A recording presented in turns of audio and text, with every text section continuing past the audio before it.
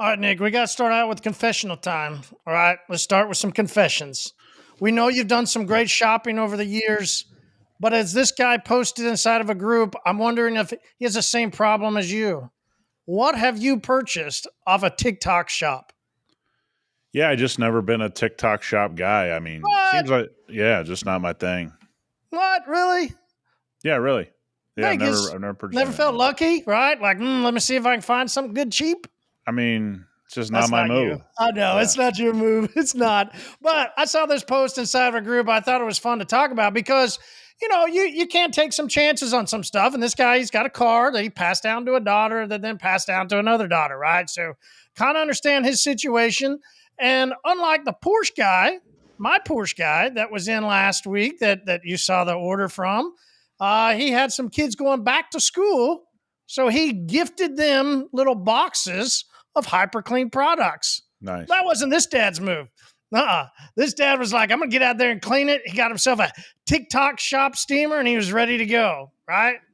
So he got to the carpets and that's where he wants. That's where he needs some help, right? He's using some different cleaners and he goes, listen, I don't want to use an extractor. What do I do? Right. So what's the go-to if you only got a steamer? You don't want to use an extractor. We like that too. I guess he's the guy that's not going to throw away the floor mats, right? Yeah, I would He's going to guess. keep trying Yeah. to clean them. Yeah. Well, if you go once you say TikTok shop, I would assume his move is not to actually do things that you need to do. But I, you know, this is really simple. We've been talking about it a lot over the last few weeks. I mean, you lay some enzyme down, you put some elbow grease into it. You can even use the steam alongside of it. But I think what we find most people do in these positions is they use the wrong stuff. So he's probably got a general APC all purpose cleaner type of thing. He's going to throw it down. He's going to like, this didn't work very well. The problem is he may have set some stains already. Who really knows on that? But it kind of shows you. I mean, I know a lot of people that listen to us are they are trying to learn or they're at the start, but some of you are more experienced and you go, man, at this point, if you had this much to do, you bought a steamer. I mean, even if it was cheap, I mean, what's a steamer? $100, $75. I mean, even at a cheap side, then you had to buy all the chemicals. I mean, couldn't you have just hired a professional to do the interior at this point? I mean, isn't Yeah. that kind of the weird thing that happens at times? You're buying all this to clean the car up probably one time to give it to somebody. But yeah, you lay some enzyme down, take your steamer, take some elbow grease, get the carpets agitated. Then I always like to go back with complete, finish it up, and you're good to go. Yeah, I love it. You mentioned, what you thought maybe what chemicals, and you're right, just a general interior cleaner. He listed out his, towels and his different brushes and stuff. It's like cool. There was one that I thought was interesting, and he uses, the certain brands, Dash and Glass, and a glass microfiber towel for the windshield. And I just go, oh, two products in one, huh? Yeah, Dash and it a just does glass. it doesn't really Hmm. look. It's good to use a nice interior cleaner like Revive on the glass, especially one that's heavily soiled. Then come back and give that final cleanup shine, so to speak, with HyperClean glass cleaner. But I mean, more power to them. But I mean, I guess this is probably what most pros out there think is you're spending a lot of time, a lot of effort, spending a lot of money, probably for a pretty subpar finish here. It sounds like. I think pros would kind of go after that chemical too, right? Like trying to claim too much. I laugh at the guys that are like, we've had to have an AC guy come here to HQ. I had to have some people come to the house recently, and it's always interesting. A plumber's going to be an AC and a this, right? Like, Yeah, well, it's there's so weird. many that are this and this and a this, and you just. But then we have a hard time with getting a chemical that's supposed to do all these different things, right? Like pros definitely stick their hat. You did, kind of you said you mentioned pros probably have a hard time. I know we have a hard time with like certain products that they just do too much, quote unquote. Well, I mean, look, I think that's kind of been the funny thing about rinseless washing, right? Like Mm. rinseless wash products. They're like, hey, you can use this to clean your interior, and you can use it to do this, and you can use it to do that, and you can use. It's like I don't know, man. I tested those theories. It'll get the job done. I mean, I'm not saying that something like Eco One can't quote unquote work on your interior. But I've always told people, really feel the interior after you use products like that. And it's not as clean. It's not what it's designed for on the interior of a car. And so you get a little bit of a different feel. It's like all of this stuff is pretty affordable to do properly. We've kind of beat this drum for years. I don't really see the need to cut a corner. But look, we also know for all you prosumers who are trying to learn, and even for a lot of professionals that think they're going to cut a corner and there's a one size fits all with some product that's going to solve 25 issues, I haven't seen it in my career, and I never really try to do it that way. Yeah. So there's one thing that I have been seeing lately that people are trying to do a lot of, and that's the Frankenstein of a shop vac to make an extractor. Yeah, that's been That's around for a while. Yeah. It has, but I just seem to be getting more and more lately, though. Like I don't know why. Maybe it's just algorithm. Maybe it just happened to be the time. I've just been seeing a lot more like this weekend and today. I just saw a ton of them. I don't know. Yeah. I Seems mean, strange, look, but wet dry vacs, good place to use it. I don't know that I can't really comment on it. I don't know that it works well, doesn't work well. I have seen them, but I'm just like, I don't know. I've never Frankenstein one. But I mean, I've used one to try and get up as much moisture as I can, and Yeah. if Yeah. you get Yeah. the right attachment, they got some pretty good suction to them. I mean, it's not Yeah. a it's not an extractor, But but again, I would say this: the question that I've had for a while now is, we've moved detailing, especially if you're doing something, you have in your business ceramic coatings, right? And ceramic coatings is sort of going after this elevated customer. I just wonder how much the elevated customer really needs an extractor. So I think an extractor, and by the way, whether luxury you make it, service. yeah, It's luxury service. yeah, whether you make it out of a shop vac or you buy one, I just kind of go, I don't know, man. If you want to get out of that world, having that stuff in your truck and constantly doing that work isn't getting you further out of it. But again, dealer work, wholesale work, all that kind of stuff, an extractor is a necessary evil. If you're in certain parts of this industry, an extractor is a necessary thing. I think you just have to be careful. There's a lot of guys that end up buying extractors, and I'm sure you've seen this, and the extractor sits in the corner for the entire time that they own the extractor. And I would say that's most extractors. Most extractors end up in the corner. And you've been in, you and I have been in the wholesale and dealer world. I can tell you this: once technology started to advance, those extractors got less and less use over the years. And I can't imagine. And I know there's people that use them every day, so good on you. But I don't think the extractor is as necessary as it once was. It's not. And even at the dealerships, you're right. Some of the high volume places have moved away from it. Not only because of the carpets and the over damping and people not getting everything out, right? That's always the number one, right? The used car manager throwing fits because his line smells terrible. Like Yep. it does happen. That is one. Two, they got tired of them breaking, Oh right? yeah, And then to get an extractor service. A hot water one that would spray on your hand out of those fittings, boy, that was an experience you'll never forget. Your hand would be like bright red at the end of using it. Oh man, it was just a different time. And again, I think we live in this world now where if you go in certain parts of the detailing world, there's some people still holding on to that. And I get it. If that's the work you're chasing, that can be an invaluable tool, right? I just think that most of us want out of that. I would just be careful putting yourself in that world. It's real hard to get out of it after you're in it because those are the referrals you get.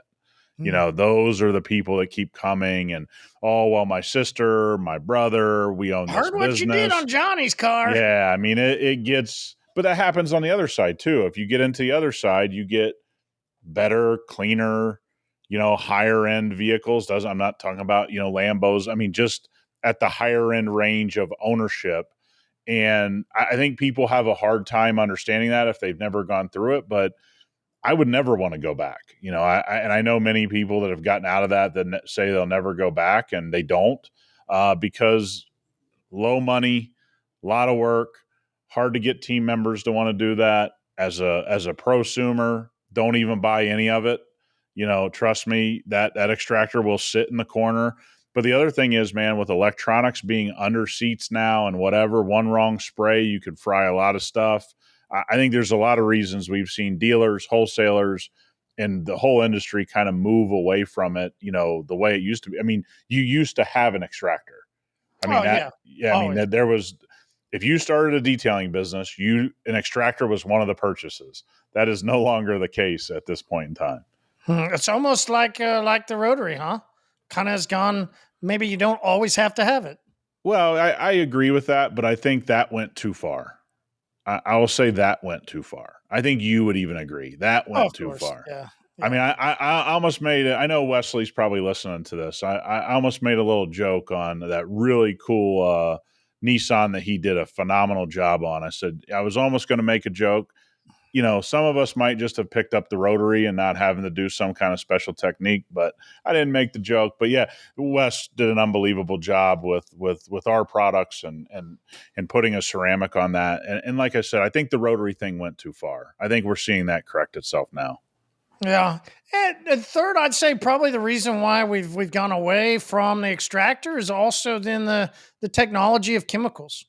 As you had mentioned before, right? That the only thing you did was an APC. But if you were crazy, right? If you were crazy, you'd throw on degreaser. Oh yeah. Oh yeah. Crazy people threw on Yeah, you saw degreaser. That's crazy. if you had like a brown carpet and it was all black, you'd look around and go, Mhm.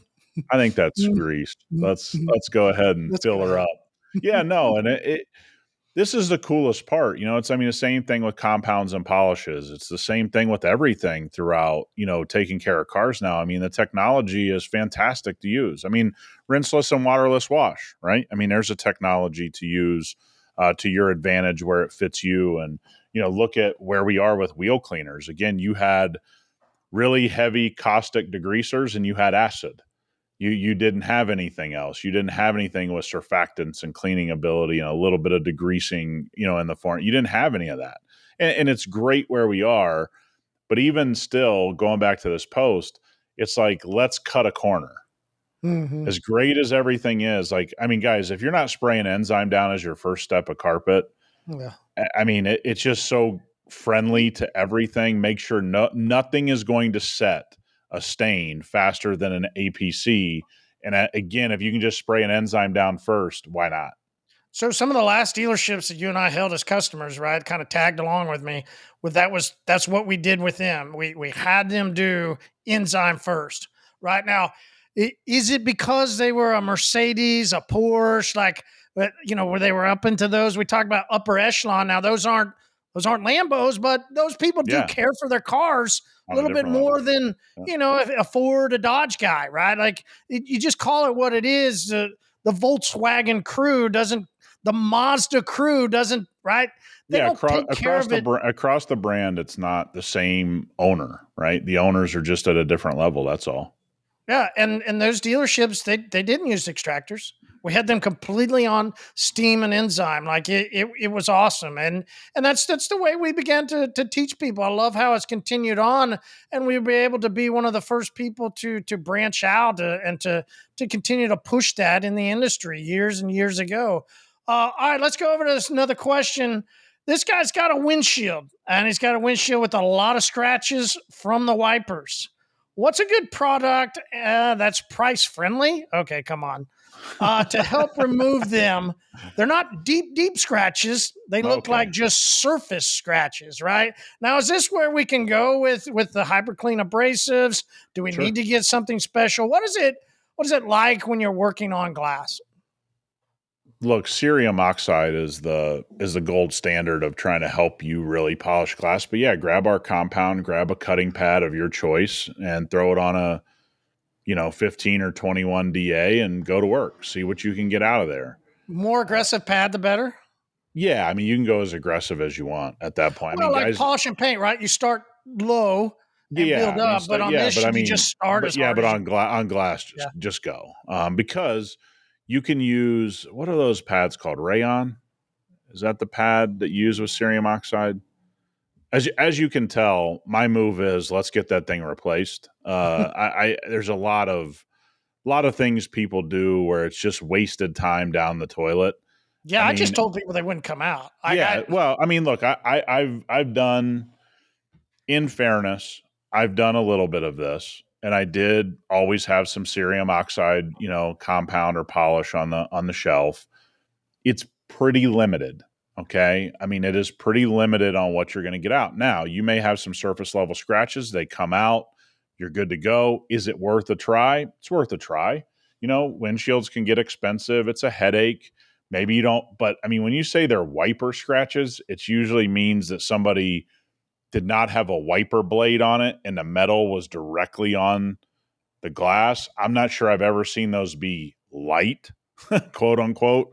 Light, I just, again, for all you guys doing it for a living, give it a pass, give it the old college try, but I move on quicker than most that in these types of situations. All right, so if I'm buffing it down, right? Let's say I don't have that oxide. Let's say I'm just grabbing. Let's say I'm not like Wesley, and I'm going to use a rotary, right? I grab my rotary. I get a wool pad. Let's go. Yeehaw! Let's get after it. Yeah. Can I go too far? Like it, like yeah, paint, you can burn glass. You can start to distort. I mean, it's pretty hard to do. You can start to distort glass. I would say for most people, man, just stay away from the rotary on glass. I'm not saying it'll do anything, but I don't think most people are comfortable with a rotary at this point in time. If you're comfortable with a rotary, then yeah, I mean, no matter what you do, you'll probably be pretty fine, because you got to remember, rotary does, if you handle it right, have less heat than, a DA. I just think a DA is a little bit more friendly to most people out there. But I've never been scared of damaging glass. I think it's pretty hard to do. I mean, you got to be pretty unaware of what's going on around you to really screw up glass. So it's worth a shot. But I would always tell people, when things are going to work on stuff like glass, it's going to happen pretty quickly. It's not going to be, I'm spending 45 minutes. And I mean, that's when you get into, okay, I mean, this needed to be replaced. Have you seen somebody mess up headlights? Oh yeah, it's Yeah. hey, I've seen somebody crack a headlight. Rotary?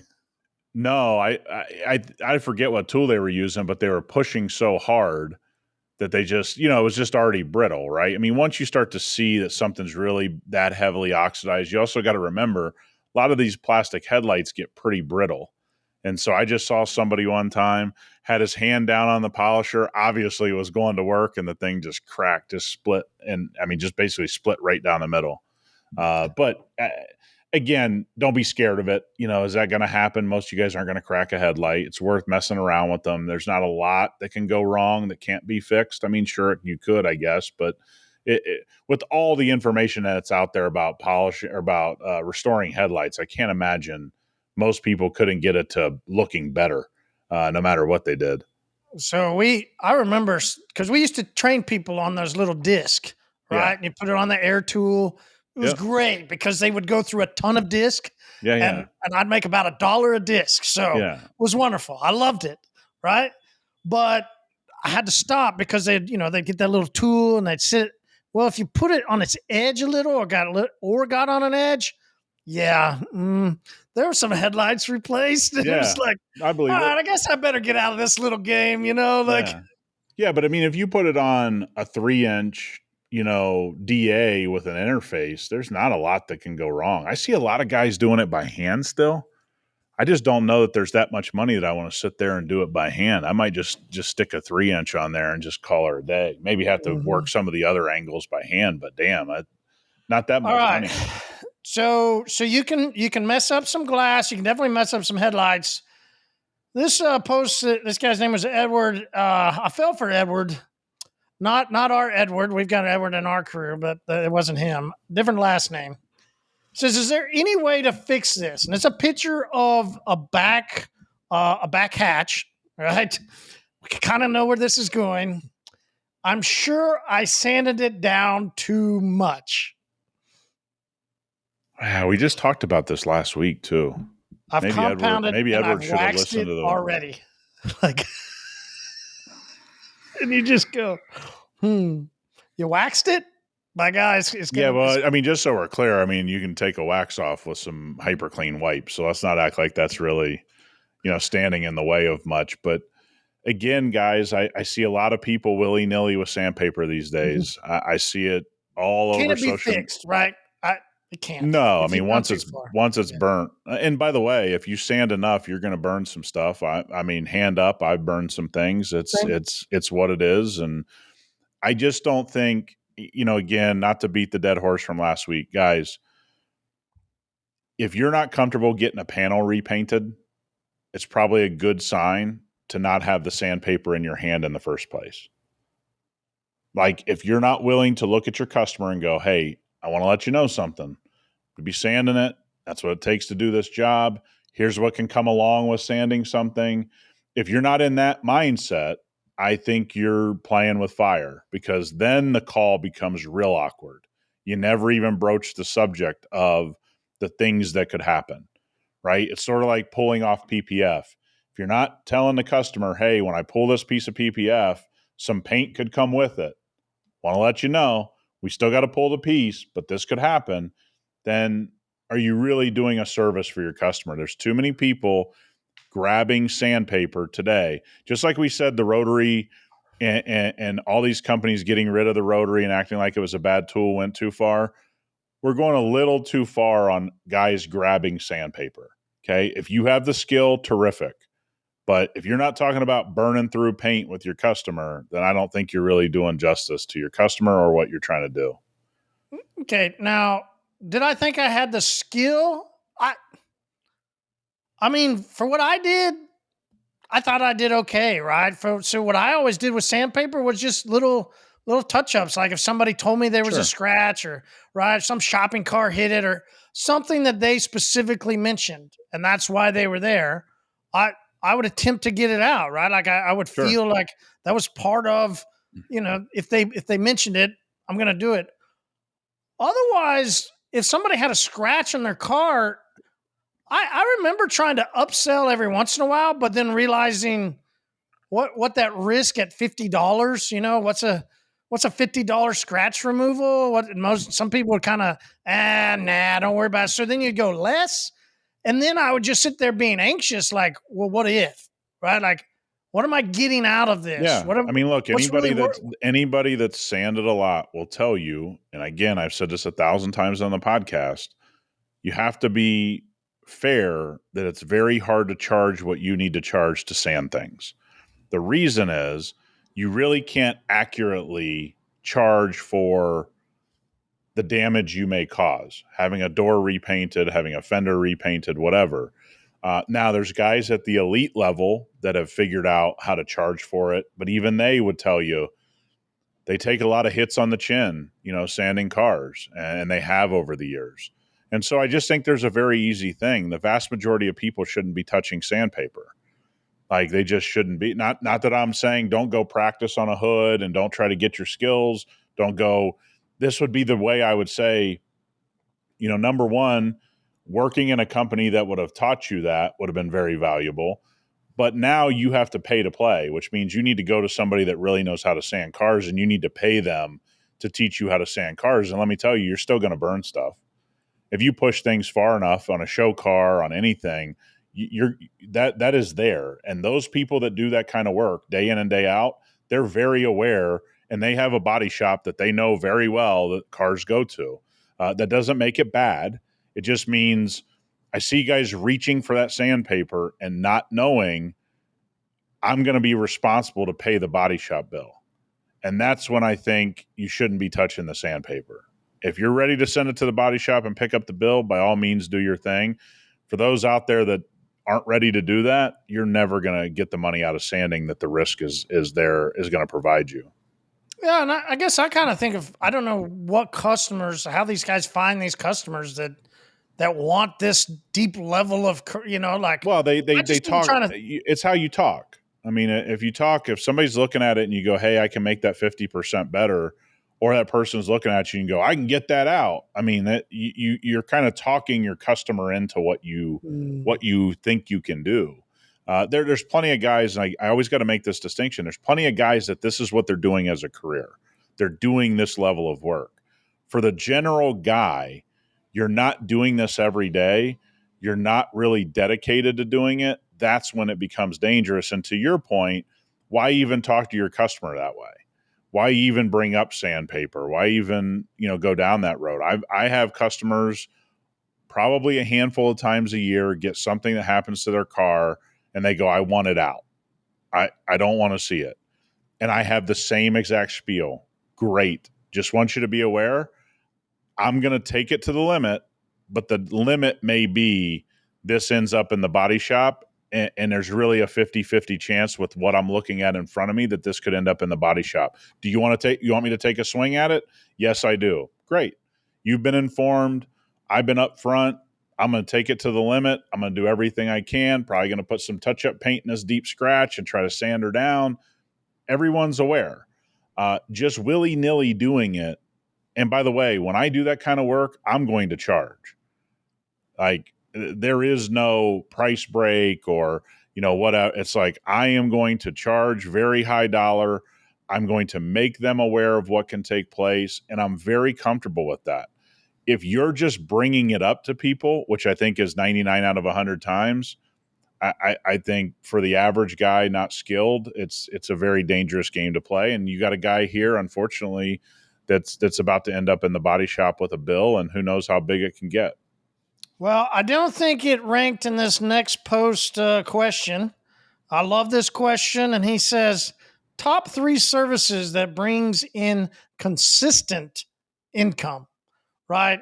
Definitely not sanding as consistent income, unless That's what unless, you like do. you said, your business is wholesale to those guys. Listen, I guarantee you, probably one of the busiest shops in Tulsa is down there on 11th Street, which is right next to a mechanic that my wife has started going to, right? Because he and this car wash, they do a lot of the work of all those 11th Street dealers, and 11th Street dealers for us are all those buy here, pay here, auction style.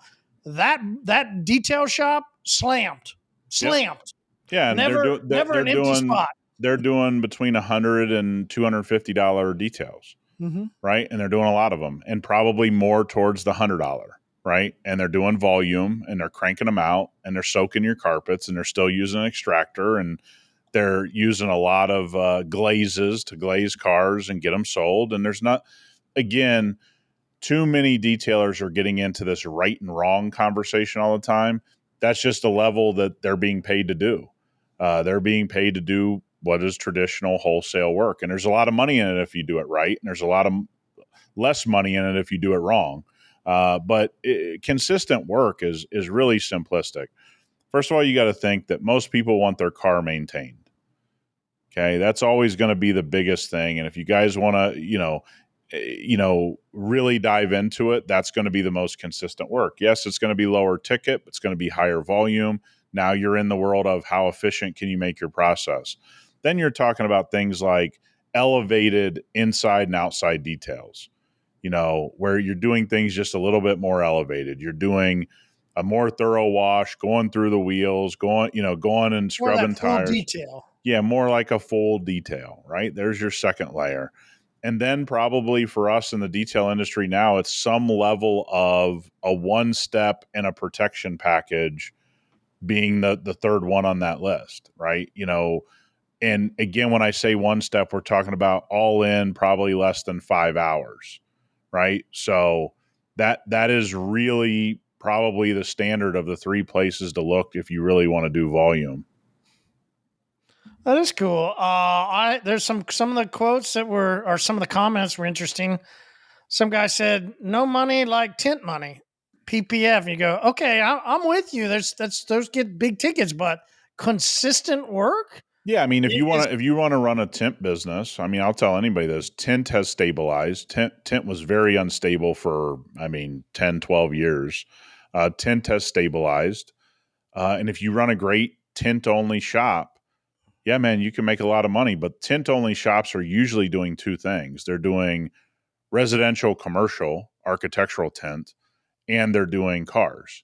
Okay, that's a true tint shop as we sit here today. If that's all they want to do, then they also branch into PPF. Because that flat usually. glass, they all jumped over.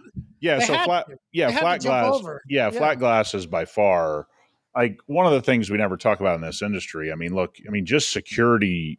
Security film jobs at schools and federal buildings and whatever.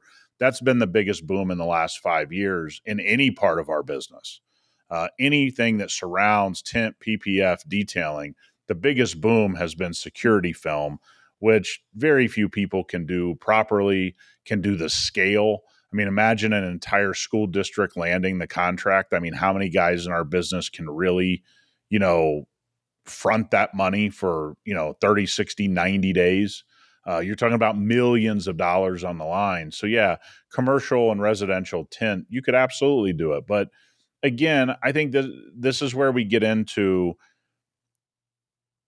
should somebody start a tint shop that's never tinted because a guy in a group, and this happens all the time, a guy in a group says, if you want to get volume, start doing tint. Well, the guys doing volume can crank out cars and been tinting for quite some time, and they know what the hell they're doing. But on the tint side of things, the money in tint is, like we said, commercial residential, but it's also dealer work. I mean, the number one place that the highest volume goes through on tint is actually dealer work, landing dealer accounts, setting up at the dealer, by the way, and just cranking out the same cars over and over and over again. Well, very true. Good, true. Some guy said maintenance washes, which he was on board with you. Headlight restoration. Yeah, I didn't think. Yeah, I didn't think that yeah, consistent. I'm not into that. Interior ceramic. That's going to bring volume. Oh, Yeah, I mean, I was confused by that too. it shows you also, a lot of people answer questions they didn't really read. I think a lot of times people just say stuff. So I thought the best was this guy named Philip said, I advertise that I do my washes in a bikini. They usually pay extras, so I don't. Hey, now that is a funny comment. Yeah, it was. That was good. Okay, let's move over to a couple out of our group, and then we'll head out of here. Brad, great question. Can someone please help me and quickly break down the difference between foam wash, car soap, cleanse? I also need to try ceramic snow. I won't read the rest of his comments, but he's a DIY guy. Thanks, Brad, for the question.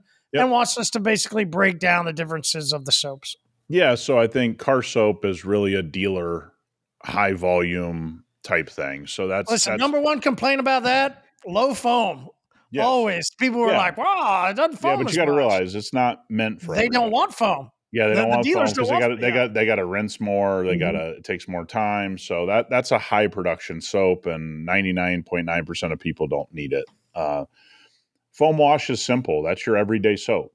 That's a nice, very lubricated, good cleaning ability, pH neutral. It's not going to affect anything in a negative fashion. Very safe.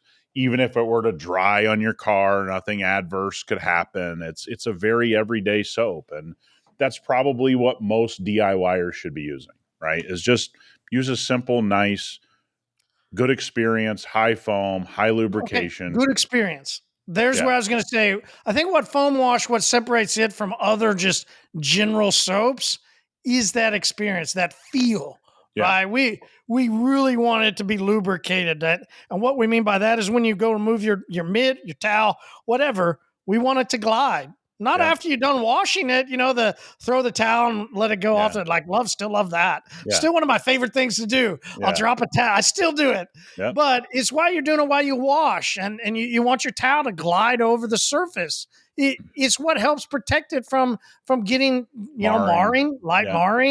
Even maybe these people that were questioning some scratches. You can't scratch a car with the wrong soap. It's the biggest reason. I mean, actually, washing and drying your car is the big reason. I mean, think about it from a car wash perspective, right? I mean, we bang on car washes; they're technically damaging your car during the wash process, right? So, simple.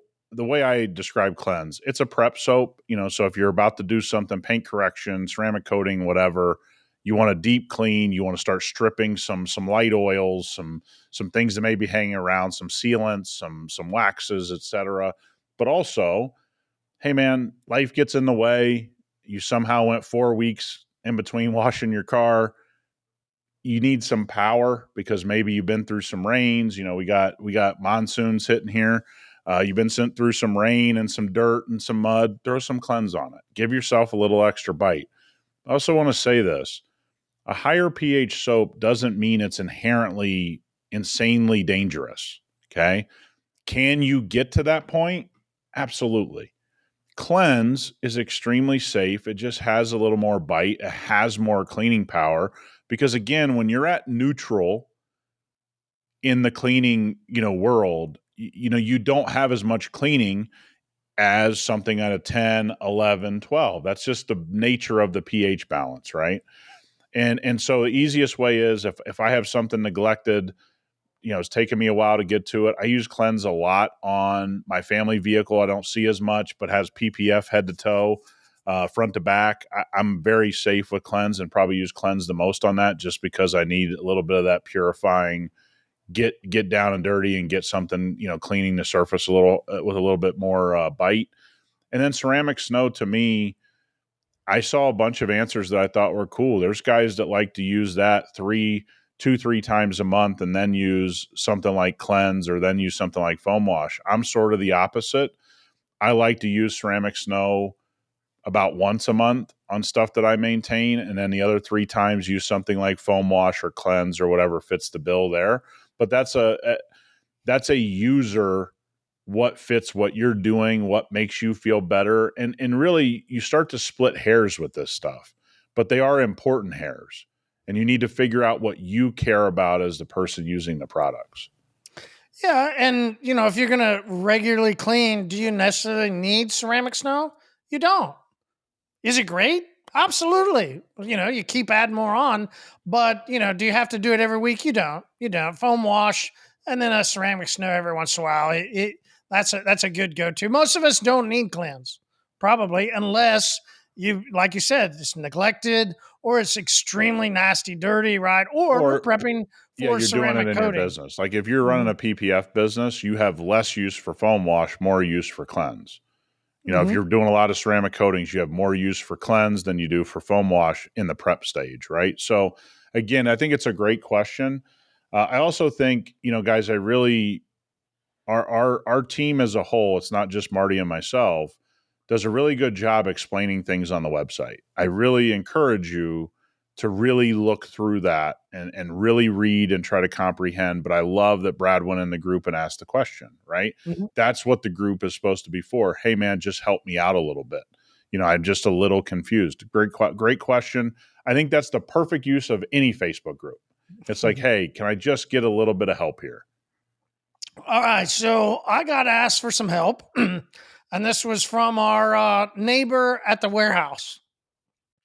Wanted to know, he had some Eco One, and he had a buddy that was coming up from Texas, had bought a truck, and apparently right now there's some good deals on some trucks, certain brands that Sure.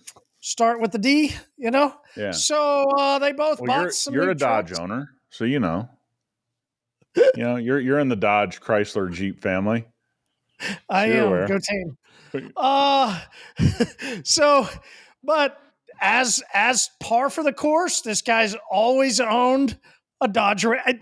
That's why I have a thing with these guys, right? It's like it dusted. Like I can always throw a jab because once you buy a Dodge truck, they seem to always keep buying Dodge Yeah, trucks. but by the way, same thing with Chevy and Ford guys, though. It's an irrational opinion you have. Maybe, maybe not. I know a lot of 100% Chevy it's guys irrational. that What are buy you talking Fords about? later. No, Like, come on, dude. Like you're crazy. I mean, I've never seen somebody who owns the brand and then bangs on the brand and then tells me his car's great. well, okay. I bang on also it's the attitude. And I'll always say that because it's fuzz.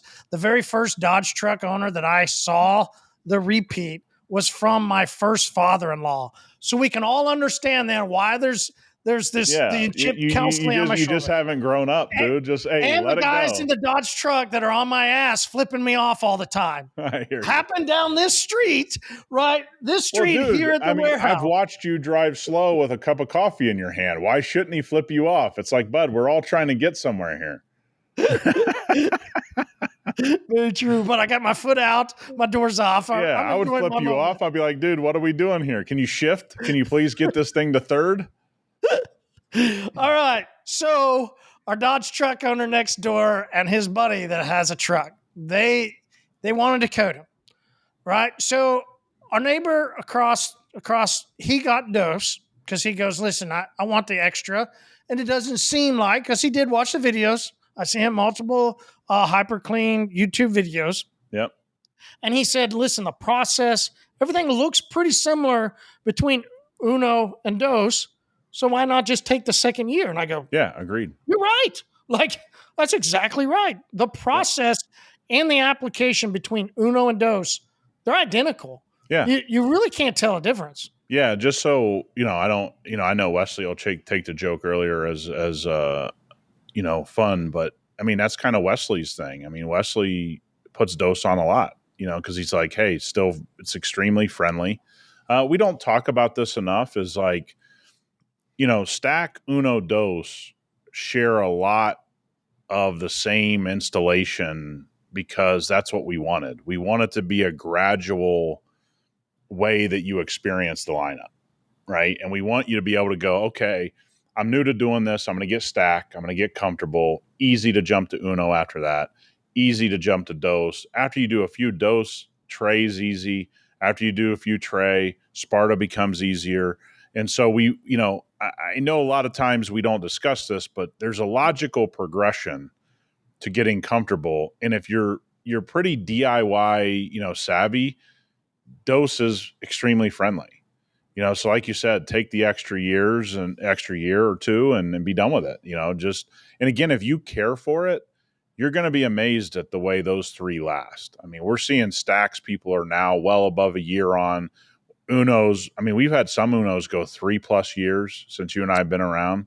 Yeah, and was it Dustin he posted in the group or somebody just this past week? And I think he even said, he's like, look, man, I haven't really been on top of the maintenance the way I should have been. And this stuff is acting like day one. It's not like he's in the most friendly climate, gets wintertime, gets snow, gets things like that. And so, yeah, I mean, any three of those coatings are a great place to get comfortable. And I don't see Stack is different because it's a little bit more of a flexible formula that can go on top of things and stuff like that. But those three are a great place to get yourself very comfortable, and you don't have to be very, very savvy to understand how it works. Just take your time. You'll be fine. All right. So I first asked him, all right, let's talk about how you're going to wash it, right? Where are you going to wash it? How are you going to do it? What are you going to do? Had a bottle of Eco One. Okay. No problem. Zero issues. Some people would say you can't. You can't use a waterless before you use a coating. I'd argue, and he's going to prove it correct, right? I mean, you can use Eco One before you put down a coating. You're going to use wipe. Yeah, just use wipe. Yeah, I mean, or you're going to flow through. Now, his question after Eco One was, do I have to use Fuego? His truck was new, only had 1,000 miles on it. And I was walking him through it, and I go, I get it, man. 1,000 miles doesn't seem like you would get a lot of stuff. I go, but let's think. I said, this truck, it's a Dodge, so you know how long it's set? Yeah, that's true. Well, not only that, I mean, how it was delivered. I mean, one of the biggest reasons if it gets on the railway, man, you got iron fallout. I mean, here's what I would say. I'm not a fan of that process using Eco One. Absolutely, it can be done. Like, don't get me wrong, but it would make me feel more comfortable if I ran some Fuego over a vehicle like that. Again, because like you said, they're running up on 300+ day of supply. It's been sitting around. It was probably delivered by rail at some point, got on rail, I would assume. When you look at this, it's like you're going to have to get the water out at some point. So I'd rather just kind of do cleanse, Fuego, that type of route. Absolutely, you can do it the other way, but I don't know for a guy like that if skipping Fuego is something I would do. Not especially when that car's been sitting around. And look, I always tell people we're pretty fortunate here. Unless something comes out of Los Angeles here, I don't deal with heavy fallout. But if it comes out of Los Angeles, it's getting a heavy dose of Fuego, heavy dose of Fuego, and we're calling it a day. So what he could do is, and I probably should be that nice guy and check in on him, right? I haven't, but I would hope, and What's he going to do after he sprays Fuego? Because he bought Yeah. Fuego. Yeah. No, I you talked got to him rinse. into I it. mean, let me be clear with everybody. It's got to be rinsed off. I mean, there is no doing a waterless and rinseless. I mean, you'd waste a whole 5 gallons of product if you tried to like get it all. I mean, anybody that's used Fuego or any iron remover, I mean, you got to go thorough rinse. And I think even for me, I still like just going back with some more soap, over top of it, and it makes me feel better. The other thing is he's got to identify if it needs clayed. I mean, you're not out of the woods with just Fuego. I mean, you could have serious contamination on cars that sit on lots. I mean, that's just part of the game. Especially because that's set for how long? What'd you say? They got, I mean, yeah, they got hundreds of days of supply. Yeah, they're So rocking he and got a rolling. great Hey, by the deal. way, if you need a truck, they got one. I mean, that's the one thing Dodge has on everyone else. There's no shortage. We just clanged and banged them right out. Like, I mean, not all not all brands had a bunch of them sitting around. So yeah, you're good on those. So, the end of the day, if somebody goes, I want to use Fuego and I want to use Eco One to wash my vehicle, Yeah, no, I'm not doing it. Not it seemed a little too much, but this guy, he was trying to, let's just say it. There's just, I mean, he even asked me, he goes, can you take cash? I go, no. My partner. I've got a partner. I can't take cash. He goes, well, I've been having some problems with my card. Oh yeah, that's moving money around. Hey, Mildren's about to laugh himself into death here because that's the ultimate joke, right? Been moving some money around, my card might not work. I mean, that was for everybody that wasn't around back in the day. That was like the big excuse. Remember, because we took checks. They're like, hey, could you not cash this check? I'm moving money from this account and that account, blah blah blah. So that's a joke of some guys that have probably been doing this too long. Just so we're clear, but that's it comes down to this type Being of cheap is what it came down to. I yeah. realized it in the moment. Once he Yep. said that, I go, okay, man, you want to use Eco One and Fuego. You're buying a 16-ounce bottle It's not and going you've to got work. a truck. Yeah, it's not going to work. It's not going to work. And look, I want it to work. I mean, we all can Sounds understand. awesome, right? Yeah, It sounds great. Like, we all wish that we could cut a corner and make things easier. But I've also said this, man. I mean, a hose works. I know it's not perfect. I know you may need to check your water, but at the end of the day, you can get some work done at your house if you're a DIYer by just getting a good nozzle on your hose and making sure the water is not too bad. I mean, I've seen people try to wash with well water that was pretty bad that, caused some problems. But I think I appreciate everybody trying to take care of their car. That's a positive thing. But also, if you're this far along, man, don't cut a corner. At this point, what he's going to need to buy, he should have just brought it to you. You could have just gotten it fixed up. I'm trying to get you behind a polisher again because every time I get behind one, I'm like, ooh, no. man, I've been doing this a long time. You already know he's one of those guys. I don't want to do that. I know, but Like, what's his phone he, number? So I can be like, hey, you know what, Marty's been really pushing you off, but I think you should call him again. He'd really love to do it. he's that guy that keeps going, hey, if you need another car for a video. So, dude, I haven't done videos here in over a year, Yeah, man. exactly. Like, what are you doing? Exactly. We got a Maybach on the thing now, not big Dodge truck, stuff But going he on had over a here. Dodge. He had one of the early in his truck was in one of the in one of the YouTube Yep, videos, I which is understand why he that. says it. So Yeah, I he's that understand that. guy, right? He just, hey, if Yeah. I can get, so that's why he wanted to know, I got to put dose. Like, I love his idea of going from uno to dose. I can get the same amount basically for the same energy Yeah, spent. it's the right it's the right mentality. But can I go cheap on the wash? No. We're going to close out, but I want you to explain something before it gets off kilter. If somebody's going to use the water out of their hose, we're saying Fuego, rinse that off, and then come back with Eco One Yeah, or something, right? Like something. Yeah. you weren't gonna just leave the water, right? Yeah, Like yeah, you can't just leave the water. you And, can't. and again, guys, we're talking about most of you guys know better than to do this, but we do get these questions, which is great. That somebody wants to take care of their car.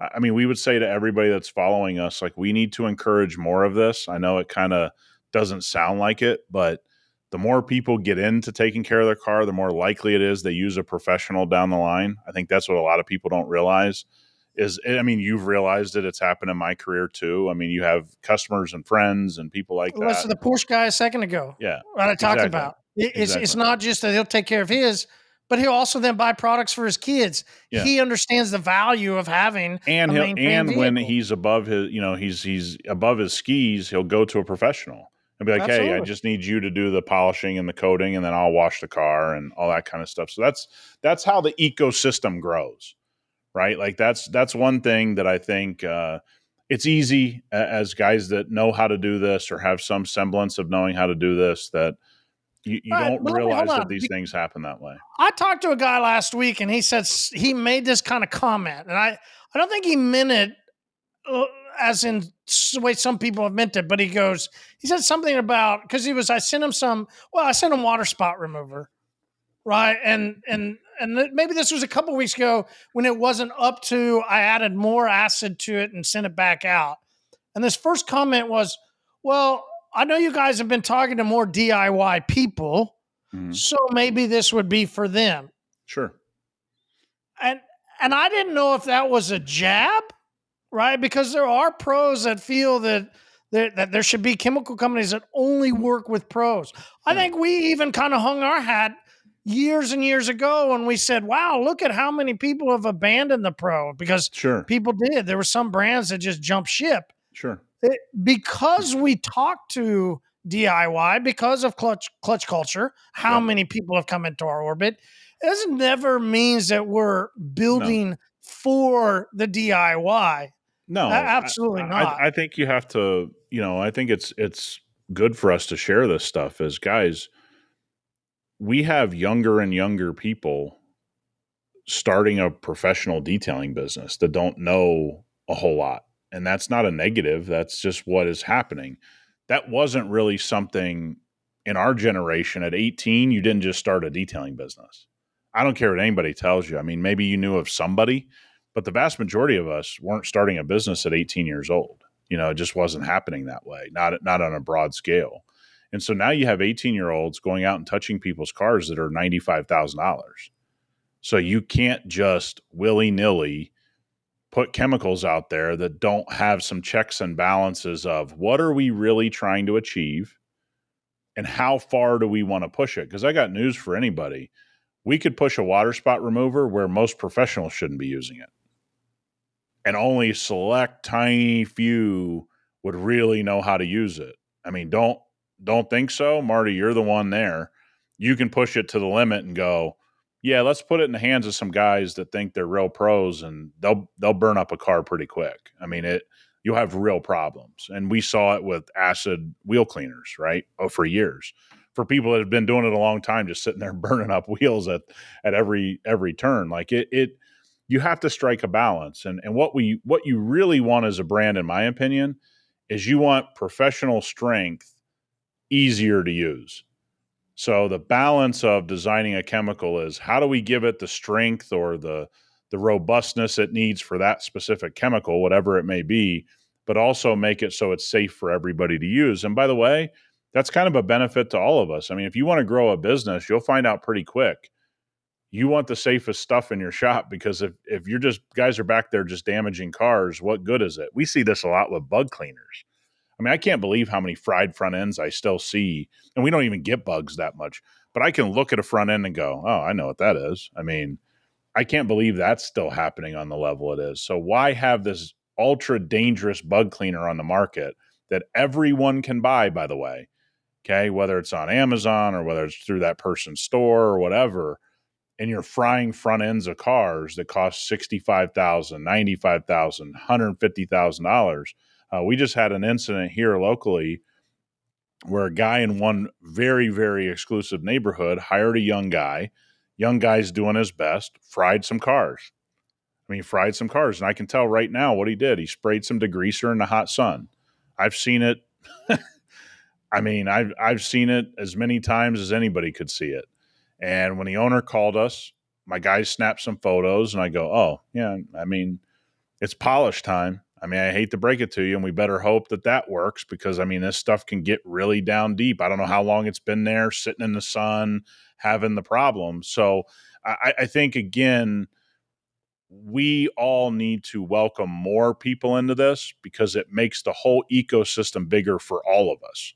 You know, professionals are too caught up in what they think the DIY market means. The higher level DIY market, the higher level customer you have in this business as a professional, because they will go, I'm not doing this. I'm going to go to my local guy. And by the way, they're ready to pony up the money. They already know how much effort is involved and how hard everything is. And so you can't get a more respectful customer in this business than somebody who's actually really taking care of their car because they already know the elbow grease involved. And if they're coming to you going, hey, I can't do this part of the process, they're ready to pay 100%. Yeah, and the chess piece, which it's not for his focus because I know the guy for a long time and his focus is elsewhere. While I think he could kind of, use a playbook from, well, Billy.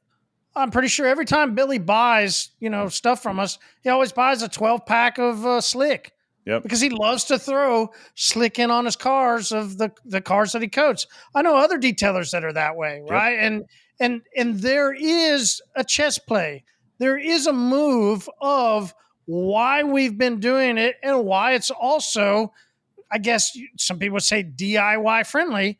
Well, because you can then sell them the product and they can then get the great results.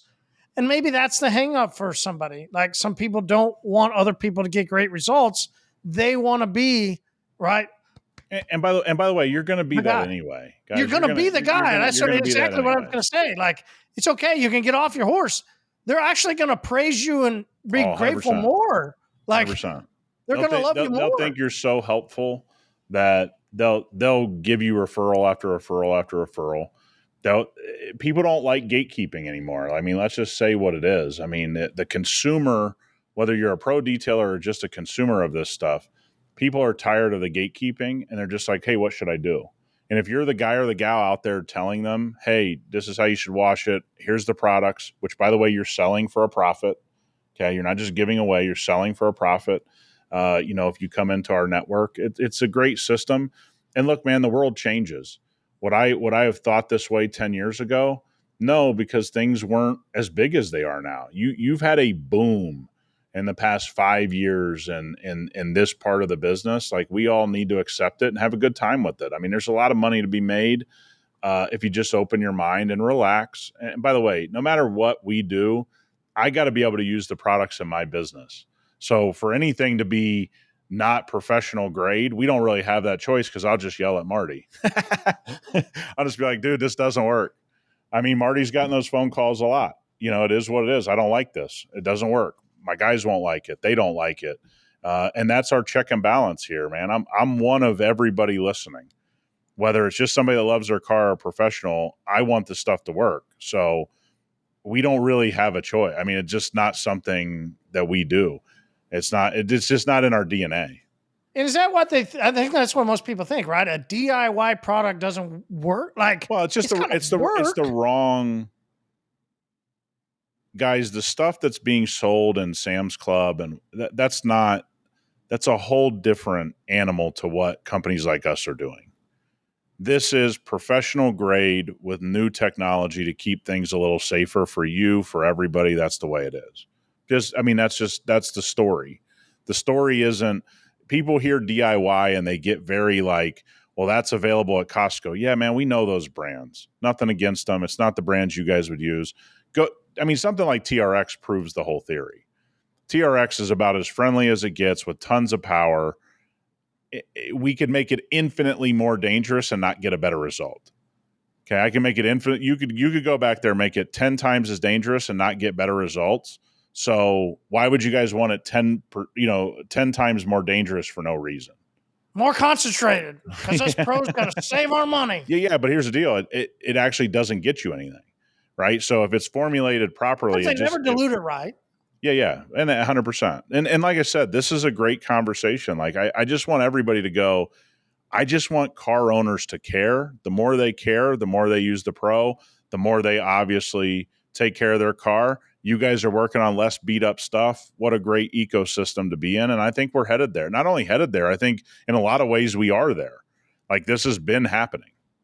Agreed. I have a saying, as the tide rises, so do all the ships, right? This is specifically for that point.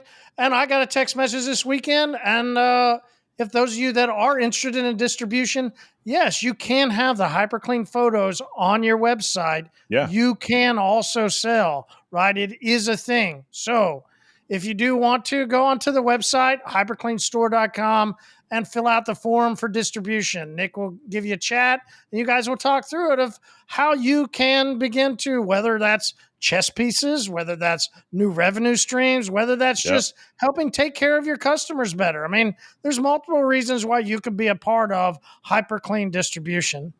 All right, so hypercleanstore.com, go look for the form and get it filled out today. All right, guys. We'll see you guys next time.